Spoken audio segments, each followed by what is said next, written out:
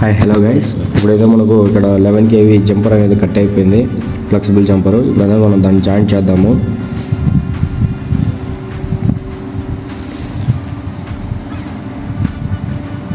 చూడొచ్చు మీరు, పాత బైండింగ్ అనేది ఇప్పుడు రిమూవ్ చేసుకుంటున్నాను. పాత బైండింగ్ అంతా రిమూవ్ చేసుకొని మనం జంపింగ్ చేసినామంటే అది మనకు బాగా కాంటాక్ట్ అవుతుంది, నెక్స్ట్ కట్ అవ్వకుండా ఉంటుంది అనమాట. చూడొచ్చు మీరు, మొత్తం అనేది నేను జంపర్ అనేది క్లీన్ చేసుకున్నాను రాడ్కి. ఇప్పుడైతే జంపర్ అయితే పడుతున్నాను. చూడండి, జంపర్ అనేది చాలా క్లీన్గా అనేది కొట్టాలి. ఏమాత్రం లూజ్ కాంటాక్ట్ లేకుండా అనేది మనం జంపర్ అనేది ఫిక్స్ చేసుకోవాల్సి ఉంటుంది అక్కడ బైండింగ్. చూడొచ్చు మీరు, నేను ఎలా జంపర్ కొడుతున్నాను.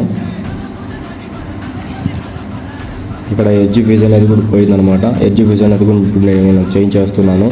చూడొచ్చు మీరు, ఇప్పుడైతే మనం ఎల్సీ రిటర్న్ చేయబోతున్నాము. ఎల్సీ రిటర్న్ చేసిన తర్వాత చూద్దాము.